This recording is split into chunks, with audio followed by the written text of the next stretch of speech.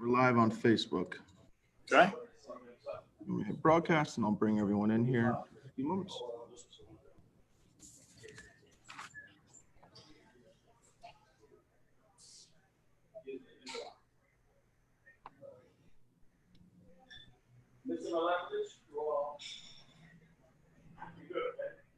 All righty. Good afternoon, everyone. Thank you for joining us here on our Friday session of Chamber Chat. My name is PJ Prunty. I'm the president and CEO of Greater Danbury Chamber of Commerce, and I am stoked to be hosting George Psarofagis. He's the owner of the Holiday Diner. George, thanks for taking time. How are things with you and your family and the kiddos? How's everything in your world? Thanks, PJ. Thanks for having me. Everything is great. We're just getting back into the swing of things here, and it's we're taking it one day at a time. Excellent. Yep. As are many other businesses here. So let's can you walk us through the decision that you made and tell us when it was to close the diner completely? Obviously there was the ability to do potential takeout and curbside stuff. What was your thought process and justifications for closing the diner? Sure. So I think it was February 16th. March 16th, where Governor Lamont announced it. And, first and foremost for me, it was, the safety of my customers, my employees. I think the real hard part here was there were so many unknowns. Right. A lot of times, we look back in history during tough times and we say, okay, well, during this time we did X, Y, and Z and we got through it.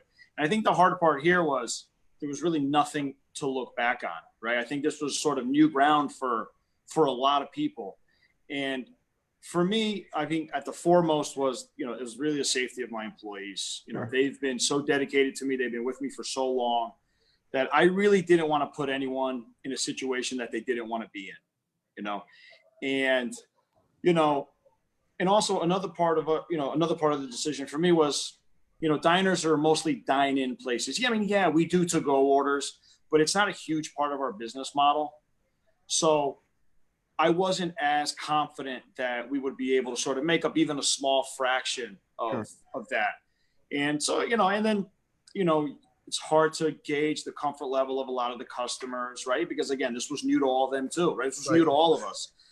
And, like I said, it was just, there were so many unknowns to navigate that, I felt it was best to just maybe sit back a little while and just let things play out. Yep, absolutely makes all the sense in the world. So you just sort of opened up on Monday, right? Just a couple days ago. Yes. So yes. How has it been going since then? What have you been seeing in terms of demand from the customers and how your employees adjusting to this phased in process here? So yeah, we opened Monday. It's been, if I'm being honest, it hasn't been that busy, but again, I understood that and I understand that and I expected that. I think people are still very apprehensive. As far as my employees go, I think a lot of them were happy to get back to work. Yeah. It's that was a tough sort of time for all of us. It's tough to be out that long. But I have to be, I'm very thankful because our customer base is very loyal. We've had a lot of the same customers for many years, and they continue to support us all the time. And they're really, really supportive through this. But I mean, I think it's going to take time. Also, we've been closed for 75 days. I think people, it's hard for me to contact every single person. This is where I think the power of Instagram and Facebook and social media really comes in handy. You can reach a lot of people, with sort of, typing one post. But again, I think it's going to take a little bit of time to get back. I mean, I don't know what normal is anymore, but I think it might take us a little while to get there. Sure. You had, I think, by far one of the best, we're open back up statements, signs. Tell our viewers and those will be viewing in the future. What was it that you posted in the sign outside? Sure. So I have a little road sign that I change the letters on all the time. And it said, wife says I can't stay home anymore. See you June 1st. Yeah. I love that. I was just sort of, I'm like, oh, George's poor wife. Yeah. Listen, it wasn't really a lie either. She was ready for me to go back to work. Oh, I've been loving your posts. You're a stand-up comedian as well. Thank So you. do that Thank on all you. fronts. If this diner thing doesn't work out, I guess I have another option. There you go. So let's talk about outside dining. Sure.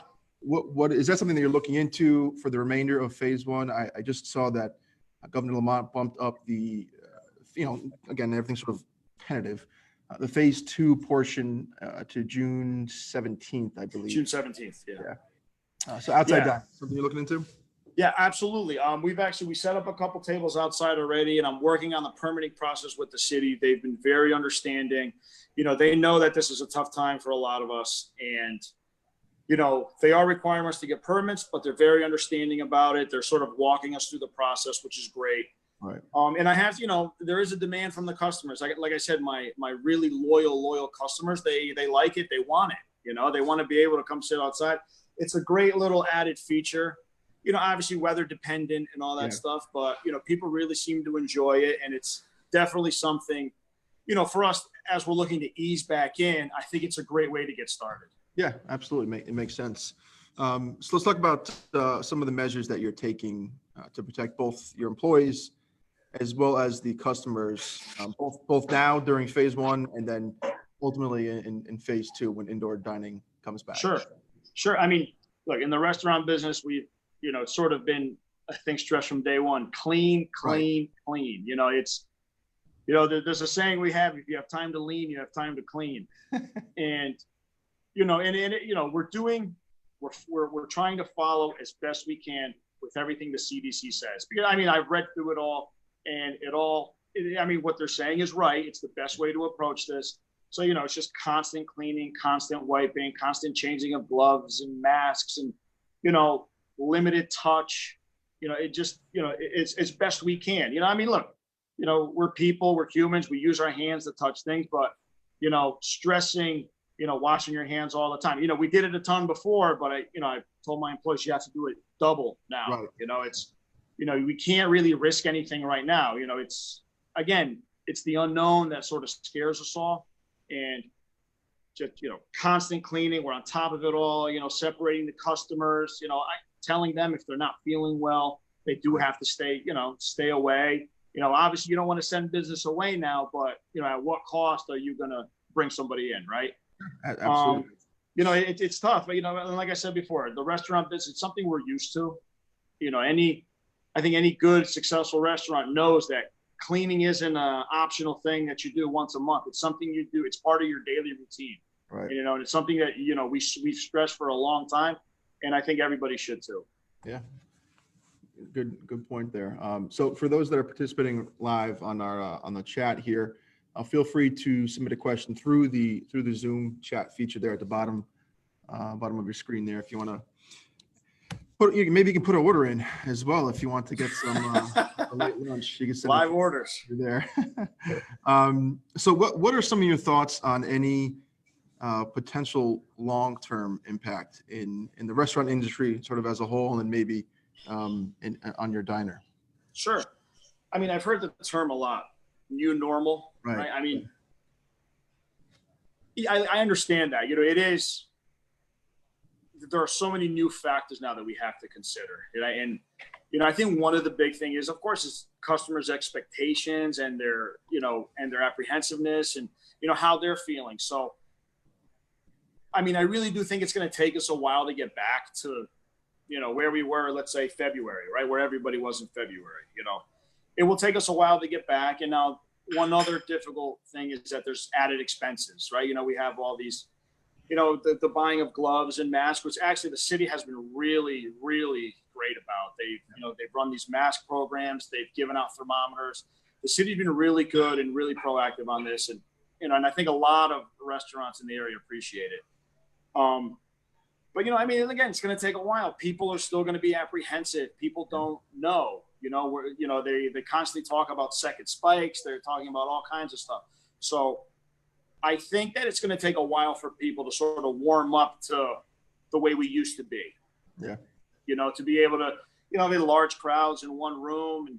And, it's, I don't mean to be so pessimistic, but I think as a business, we need to find creative ways now to work through this. Sure. Yeah, You know, I think a healthy dose of you know, a realistic approach that can absolutely.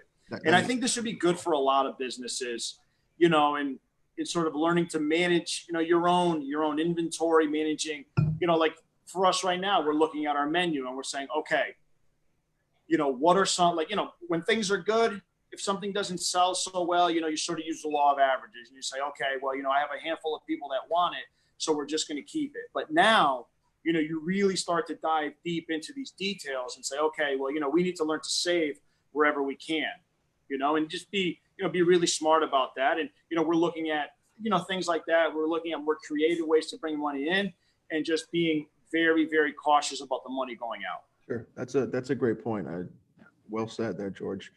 I think I know the answer to this next question, but what have you missed most about being at the diner?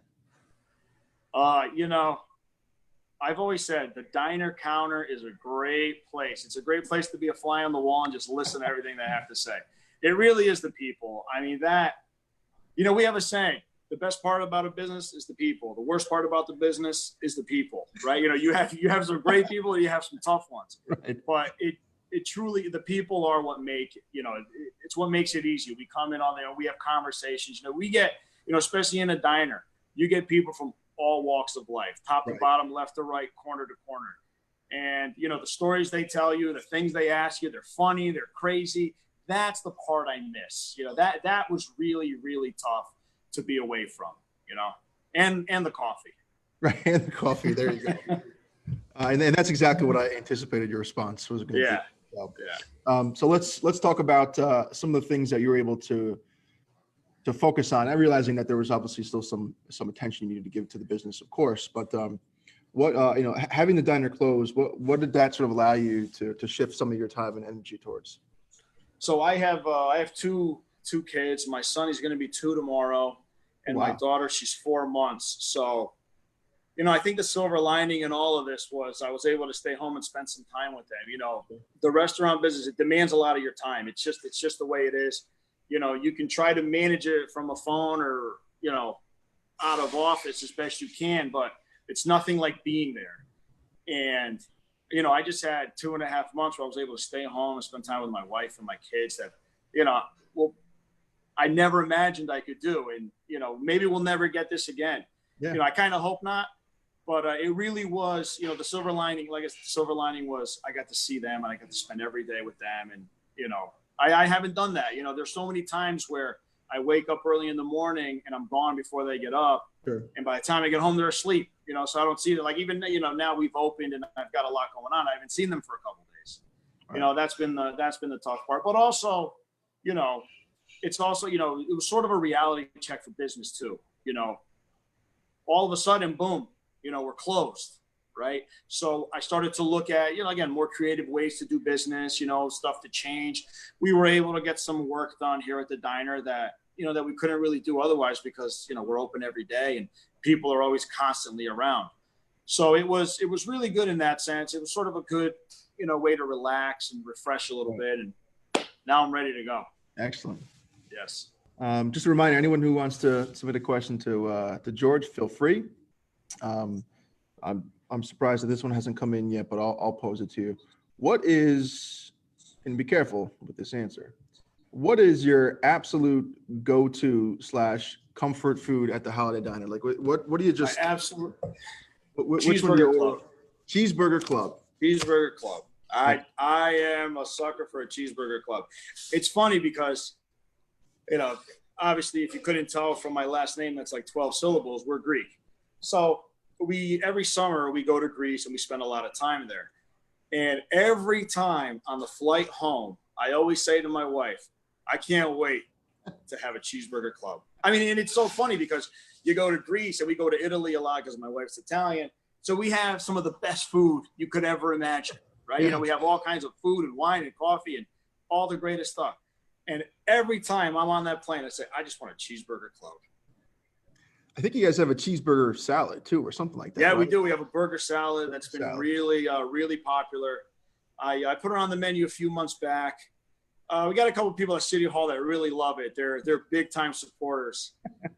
Yeah, and it's been, it's been a great added item to the menu. People love it.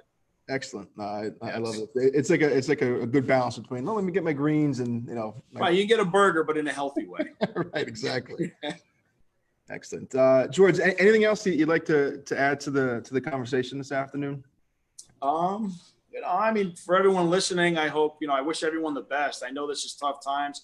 Not just for the restaurant business. I think for everybody pretty much across the board. These are tough times. I wish everybody the best. And, I think in due time, we'll all be back and we'll be better than ever. Excellent. Yep. No, I couldn't agree more with you, George. So thank you again. I appreciate you taking time out.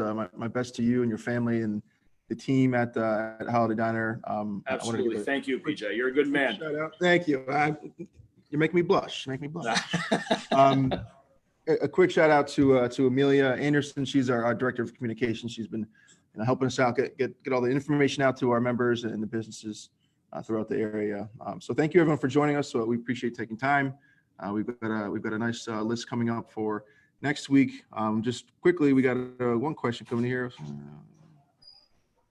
Okay, well, it's just a little. Kathy sent a little shout out. I was so excited to George was today's guest speaker.